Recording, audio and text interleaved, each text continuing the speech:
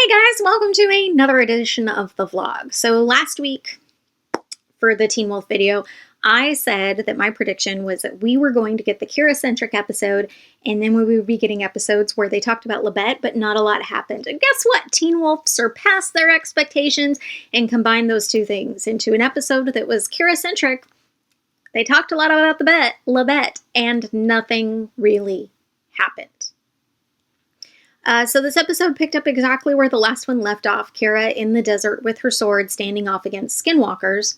About 30 seconds into this episode was when I realized I was going to be very disappointed because Kira's fighting the skinwalkers and there was this ridiculously unnecessary slow motion upskirt shot of one of the skinwalkers. It bothers me when they do upskirt shots of Lydia. This really bothered me because this had absolutely zero place in the story. It did nothing other than show off this girl's butt. So the idea was that Kira was in New Mexico with these skinwalkers who could help her tame the fox, because Kira's problem is that it's codominance, that you have the fox and you have the human, but the problem is that these sides they're not meshing together the way that they should to just be one whole person. Kira's fighting the fox side, the fox is fighting the Kira side, and if Kira can't figure out how to control it, then the fox is going to win. It's not really codominance. I mean, codominance would be the two of them merging, right? And also, I guess, the problem is that this is what's going on with Libet, too, is that they've created this creature, and the Dread Doctors are actually trying to wake up the creature within this kid so that no more of Noah exists. It is just Libet. But back to Kira. So Kira's out there in the desert where she finds out that it could be months, if not years, she's with the skinwalkers learning to train, which obviously her mom points out. She's a kitsune. They live for centuries, so this is nothing. But it was going to be at the cost of her friends. So as I'm seeing this, I'm thinking, okay, so Kira's going to do what Kira does best, which is dig deep and find strength from within. This is how she learned how to heal herself in Mexico, so I figured she's going to come up against these skinwalkers and their training, and she's going to dig deep, surprise everybody, and, walk right out of there. Right? Wrong! So instead what happens is Scott and Stiles show up to rescue the princess, so to speak.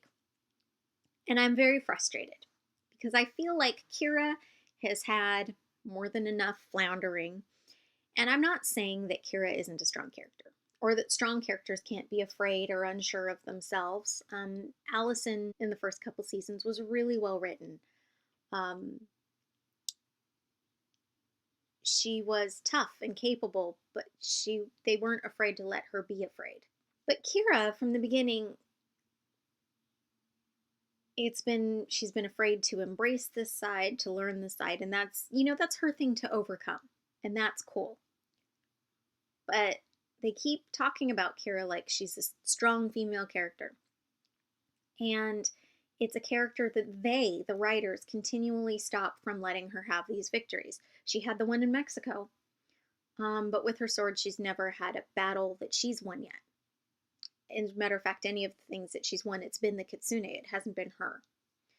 So I thought maybe that in the face of everything that's going on in Beacon Hills, they were going to cut us some slack and let Kira discover something amazing about herself so that she could return to Beacon Hills triumphant. Instead, Scott and Stiles make the very extremely improbable journey from Northern California, in the Jeep, in the span of a day, to New Mexico, in a car that's held together by duct tape, is leaking, so they have to stop everywhere. And I can't even begin to explain how little sense this makes. It took Kira and her mom like a week to get there, and it took them a day in a car that can barely run. Yeah, we finally made some progress with Lydia. It's strange that in these 5-minute bursts we get of time with Meredith, Lydia has learned more about being a banshee than she has in seasons. So here's the other problem that I'm having with a lot of the storytelling. Most of the rest of this episode was devoted to everyone discovering that Theo has his own pack, and that Everyone in Theo's pack believes that Theo can protect them from what's coming, and that everyone has to keep relaying this information to everyone else. And then everyone needs to keep relaying other information to everyone else. So this is the frustrating, it's lazy. We don't need to waste time when you only have 42 minutes to get into a story. You really shouldn't be wasting it repeating information over and over and over again. Because even though the whole point is that you can see key moments when characters learn things, some of the stuff can happen off screen. You can assume that Stiles and Scott would have already had a conversation about Malia going to kill her mom. Right?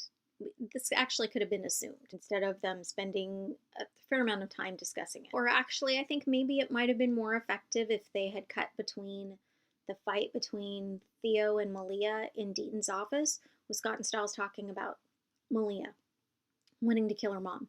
I just think like that might have actually been a better thing than one whole scene and then one whole scene, you know.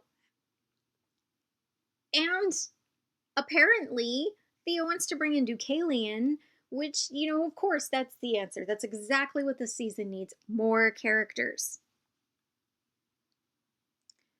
What the season needs are actually some answers, okay?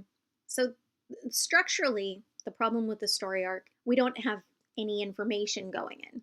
We still don't know why Beacon Hills, of all places, for the Dread Doctors. There's been no comment about the ley lines being important to their research. If they had said that, I'd be like, okay, I can see why they picked Beacon Hills. We don't know why they want to bring Labette back. We just know that they are, and they're trying to wake him up. Although kudos to the sound mixing team for making you be able to actually understand the Dread Doctors. We still only have like snippets of what Parrish is up to. Why Parrish is important. Because he is, obviously. The mural showed Labette facing off against the thing, but also we still don't know why this mural is in Beacon Hills. I just don't get it. You know, I mean, there's a lot of things, like, they keep repeating the stakes, like, we don't know. I mean, Parrish's vision last season from 5A, it was everyone dead. He's already reiterated, it was everybody was dying. So we already know the stakes are high. We don't need every character to keep saying, but I want to survive, but I want to survive, but I want to survive, because everyone's going to die. I would put all of my information at the bottom, but all I'm going to ask is that if you enjoyed this video, if you kind of were interested in my continued criticism and what I think they could do to fix it, how I think that lessons I think that we can learn from this week's episode for that you can use in your own writing, then please subscribe to my YouTube channel and like it, comment. If you want to find me or any of my social media accounts, my website's whitneydrake.com, and I have links to all my social media handles. Well, you guys, I hope you have a great week. And you know what? I'll see you next week. Talk to you guys later. Bye.